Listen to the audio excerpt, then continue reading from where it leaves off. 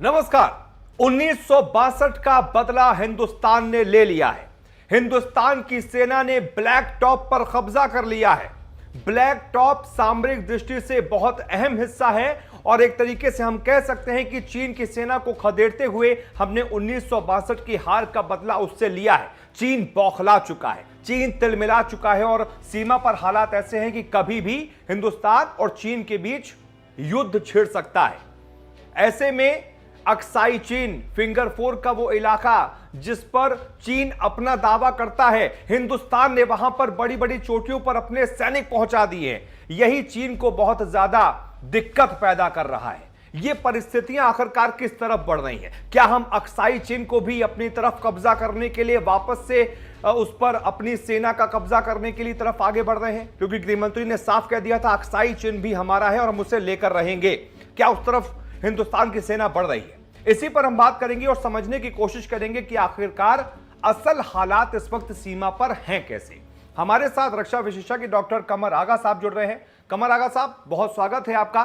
सबसे पहला सवाल आपसे यही है कि हिंदुस्तान की सेना का ये जो आक्रामक रवैया हमने देखा है 1962 के बाद से पहली बार, इसको कैसे देखते हैं आप?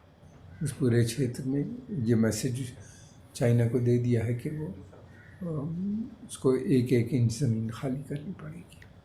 और दूसरी तरफ ये है कि डिप्लोमेटिकली भी उसकी हार लगातार हो रही है। सभी देश, अमेरिका हो या पश्चिमी यूरोप के सब देश हैं, और उसके अलावा और दूसरे भी जो देश हैं, साउथ चाइना सी में लगभग 7-8 देश हैं, वो सब भारत के समर्थन में है। फिर जापान, साउथ कोरिया, ऑस्ट्रेलिया, ये सभी देश जो हैं ये भी भारत को समर्थन कर रहे हैं। चाइना देखा जाए तो इस अंतर्राष्ट्रीय समुदाय में केवल पाकिस्तान की सपोर्ट हासिल है। नेपाल की भी अभी मैं नहीं समझता इतनी हिम्मत होगी कि खुल के भारत के विरुद्ध में चाइना के लिए बात करें। तो ओवरऑल देखा जाए तो जो कूटनीति है, मैं समझता हूँ बिल्कुल सही है। इकोनॉमिक प्रेशर भी लगातार भारत बनाए हुए है और चाइना के ऊपर हमारा ट्रेड लगभग $93 बिलियन का था, जो लगातार कम होता चला जा रहा है। आने वाले समय में मैं समझता हूँ ये घट के बहुत कम हो जाएगा और चाइना को बड़ा नुकसान होगा, इसलिए कि चाइना के अंदर ऑलरेडी उनकी इकनॉमी बहुत कंट्रैक्ट कर गई है, सिकुड़ती जा रही है और मिलियंस सब लोग जो हैं, लाखों लोग अनएम्प्लॉयड हो गए हैं और उनके काफ़ी टेंशन है अंदर। उसको उस टेंशन को दूर करने के लिए वो भारत की सीमा के ऊपर टेंशन खड़ा कर रहे हैं। अंदर की जो समस्याएं हैं उनको सुलझाने के बजाय वो सीमा पे कर रहे हैं ताकि उससे राष्ट्रवाद को हवा लगे और पूरे मुद्दे को डाइवर्ट करने की ये उनकी कोशिश है। क्या उनको इसमें कामयाबी मिलेगी? इसलिए कि पार्टी के अंदर भी प्रेसिडेंट जी के खिलाफ आवाज़ें उठने लगी। आगा साहब, क्या ब्लैक टॉप पर हिंदुस्तान की सेना का कब्जा क्या 1962 की हार के बदले के रूप में हम इसे देख सकते हैं?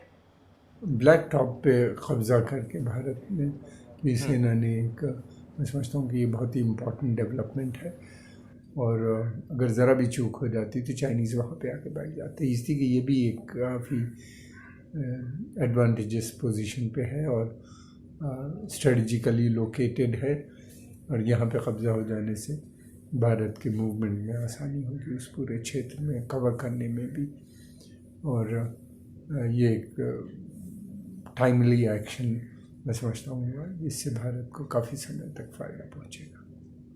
अगर साहब, पैंगोंग के दक्षिणी किनारे से लेकर रेजांग ला तक अब हिंदुस्तान की सेना का कब्जा है, ये सामरिक दृष्टि से कितना अहम है? पैंगोंग के लेक के दक्षिणी किनारे से लेके रेजांग ला तक जो भारत का अपना कब्जा लगातार उस पर बनाए हुए हैं, ये स्ट्रेटजिकली इम्पोर्टेंट है और मैं समझता हूँ कि इससे एक एडवांटेज पोजीशन पे भारत आ जाता है और चाइना आगे बढ़ने में उसको दिक्कत होगी दूसरी जगहों पे।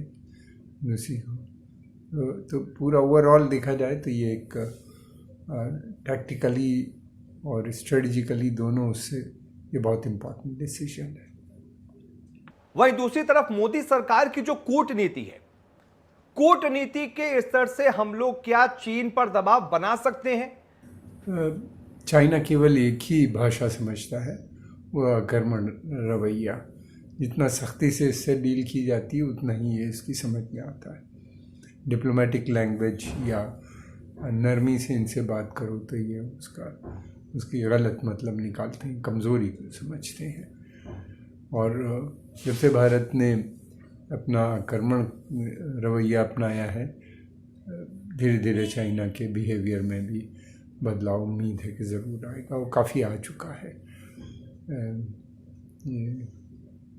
कितना समय लगेगा ये कहना मुश्किल है, लेकिन ये है कि बगैर प्रेशर बिल्डअप करे हुए, जब से भारत ने अपनी खास तौर से सेनाएं उस पूरी सेना को उस पूरे क्षेत्र में लद्दाख के डिप्लॉय किया है और हैवी वेपन सिस्टम्स भी वहाँ पे पहुँचा दिए हैं, एयरफोर्स और नेवी भी अलर्ट है, तब से मैं समझता हूँ चाइना को ये बात समझ में आ गई है कि वो जिस पे उसने कब्ज़ा किया, जिन ज़मीनों पे, वो बहुत ज़्यादा समय तक उसके ऊपर वहाँ पे नहीं रह पाएंगे।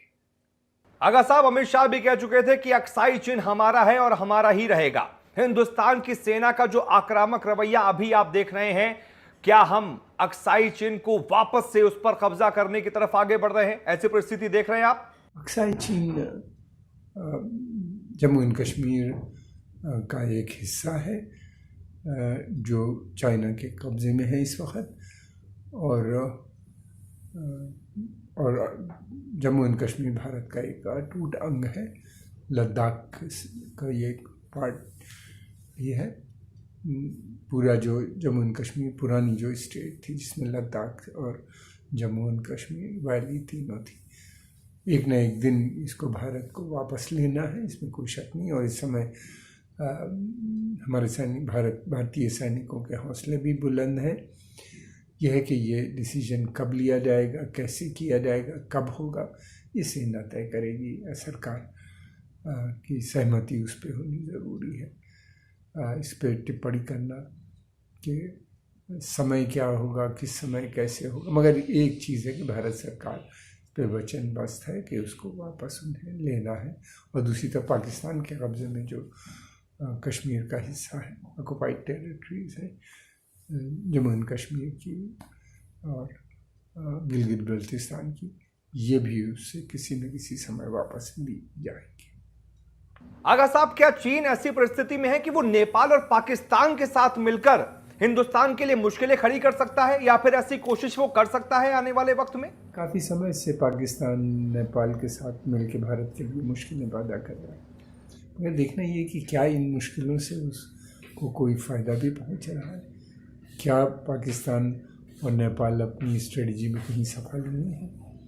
अभी तक तो दोनों देशों को कहीं कोई कामयाबी नहीं मिली, और बल्कि मैं समझता हूँ उल्टा उन्हीं का नुकसान हो रहा है। उनके जो ऑब्जेक्टिव हैं वो पिछले 30 साल से नहीं पूरे हुए पाकिस्तान के, और आने वाले मैं समझता हूँ 100 साल तक भी पूरा नहीं पाएंगे। 100 साल तक तो पाकिस्तान भी शायद न बचे रह पाएगा। और नेपाल नया एंट्री है। नेपाल के रिश्ते हमारे नेपाल से अलग है। नेपाल के अंदर एक बहुत बड़े संख्या में लोग जो हैं वो प्रो भारत हैं। हमारी लड़ाई नेपाल से नहीं है, बल्कि वहाँ पे जो इस समय शासक है, कम्युनिस्ट पार्टी के जो रूलर्स हैं, उनसे हमारी लड़ाई है। बाकी सारी जनता तो भारत के ही साथ है।